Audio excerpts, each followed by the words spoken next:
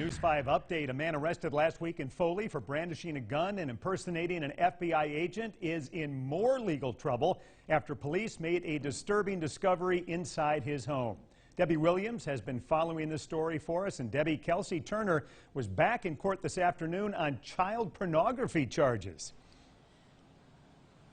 Yeah, you remember this is the guy from last week that claimed to be an FBI agent, according to police. And he also approached a couple of people with a gun, pulling the gun on one person.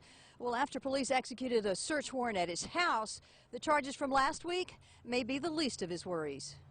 35-year-old Kelsey Turner was back before a judge dressed in a red jail jumpsuit and facing almost a dozen child pornography charges, with more likely to come, according to Foley Police Chief Thurston Bullock. We're just scratching the surface on this case. There are a lot of images. There's over 100 images. That's not all investigators found. In court, the assistant district attorney told the judge investigators discovered an infant-sized sex doll, a daybed set up with stuffed animals and recording devices. He had a lot of devices and toys and things that were very disturbing in nature.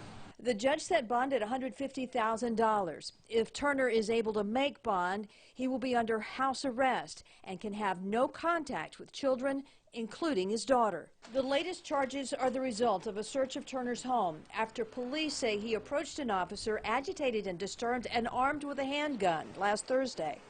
He then pulled the gun on an employee at a Foley business, identifying himself as an FBI agent. And as seen in these security camera images, tried to get into the police department wearing that same shoulder holster and armed with a 9mm handgun. Police would find an SKS rifle and more than 100 rounds of ammunition in his car after the arrest.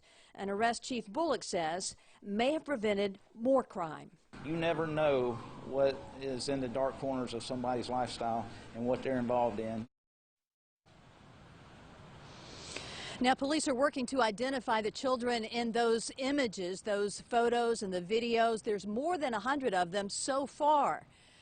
They also say that they have been called to Turner's home before on similar allegations, but found no evidence, and that case was dropped.